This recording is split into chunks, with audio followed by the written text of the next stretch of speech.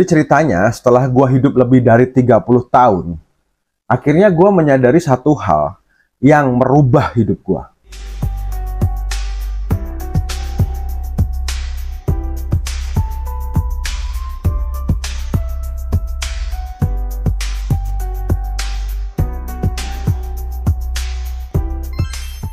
Ini adalah pengalaman pribadi gue yang mau gue share buat lo.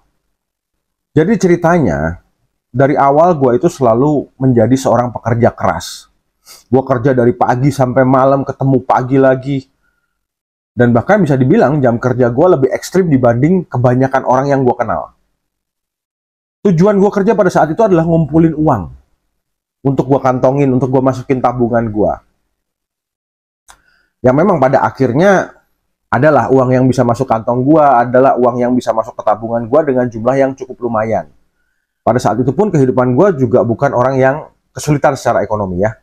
Tapi, ini ada tapinya nih.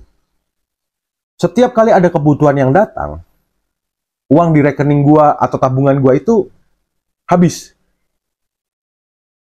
Yang akhirnya setelah itu gue harus mulai lagi kerja dari nol untuk ngumpulin lagi dari nol. Dan cycle itu terus berulang sampai akhirnya gue jadi capek sendiri. Ya memang semua kebutuhan gue terpenuhi, tapi nggak pernah ada lebihnya. I'm going nowhere. Dan itu masih belum yang paling parah. Lebih parahnya lagi, gue jadi nggak punya waktu, men. Tiap hari, gue tuh cuman kerja. Jadi gue nggak punya waktu untuk pasangan gue nggak punya waktu untuk anak-anak gue, dan bahkan bisa dibilang, gue nggak punya waktu untuk diri gue sendiri. FYI aja ya, gue bukan tipikal orang yang hobinya kerja, enggak. Memang ada beberapa orang yang hobinya kerja dan mereka nggak keberatan untuk habisin waktu dan hidupnya untuk kerja. Tapi gue bukan orang seperti itu. Gue juga orang yang masih suka mager. Gue juga masih sering males ketemu orang. Apalagi orang-orang yang menurut gue nyebelin ya.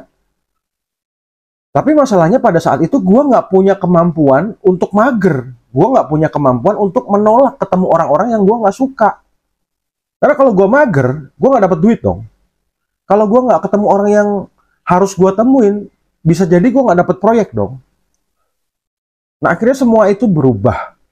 Cuman karena gue akhirnya menyadari esensi apa fungsi uang yang sebenarnya.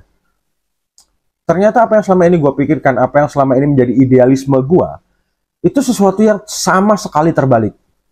Mungkin lu juga sama kayak gue dulu. Lu kerja, banting tulang, kumpulin uangnya, taruh di tabungan. Lu kerja lebih keras dari orang lain. Tapi mungkin hidup lu sama kayak gue dulu, di situ-situ aja. Lu mungkin berpikir bahwa financial freedom itu bisa lu capai dengan lu cari uang yang banyak, lu kumpulin, lu tabung, sampai suatu hari lu punya financial freedom. Masalahnya, dalam proses lu ngumpulin duit yang lu tabung tadi, di tengah-tengah itu kan ada kebutuhan-kebutuhan yang lu harus penuhi. Let's say, lu sekarang umur 20-an, lu kerja dari gaji lu, dari sampingan-sampingan lu kumpulin uangnya.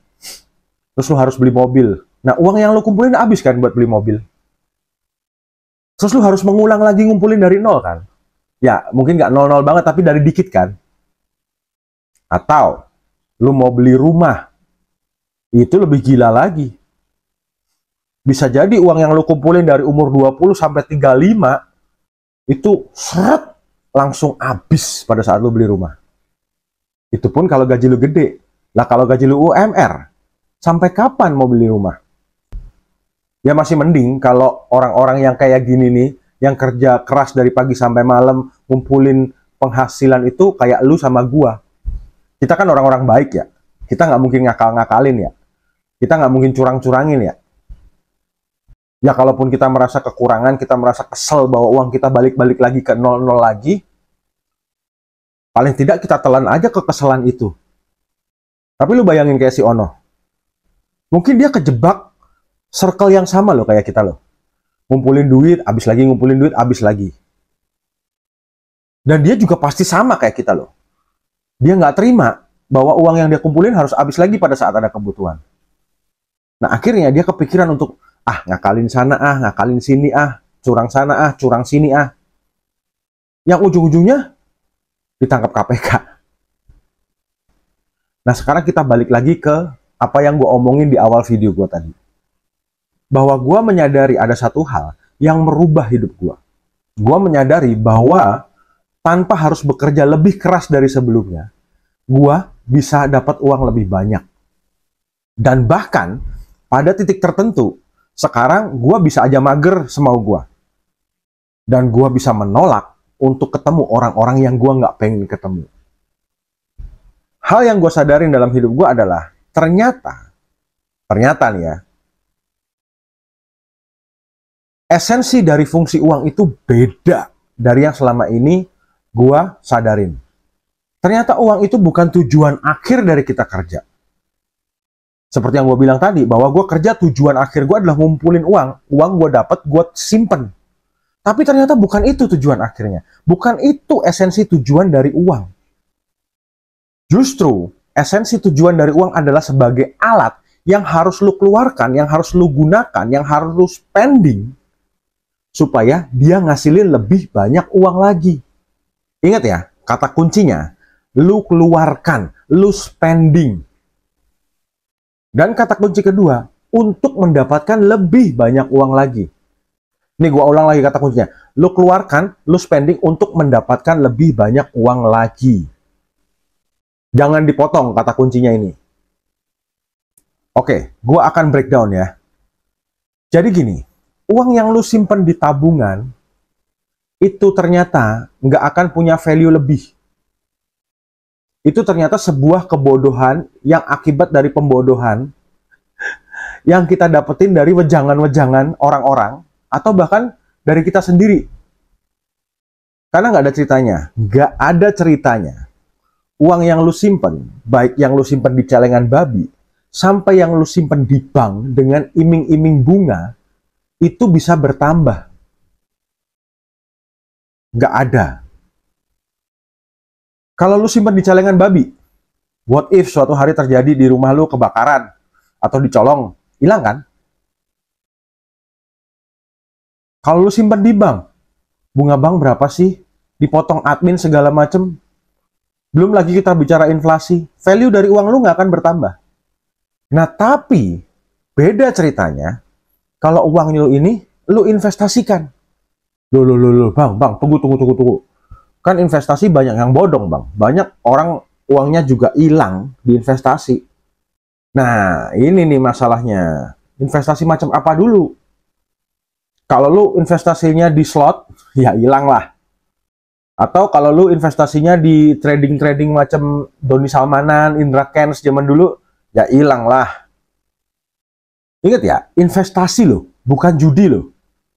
Jadi kalau gue buka usaha sendiri, bisnis itu juga investasi kan? Nggak gitu kawanku. Banyak yang kedoknya bisnis, padahal itu judi. Dan bahkan judi yang pasti kalah.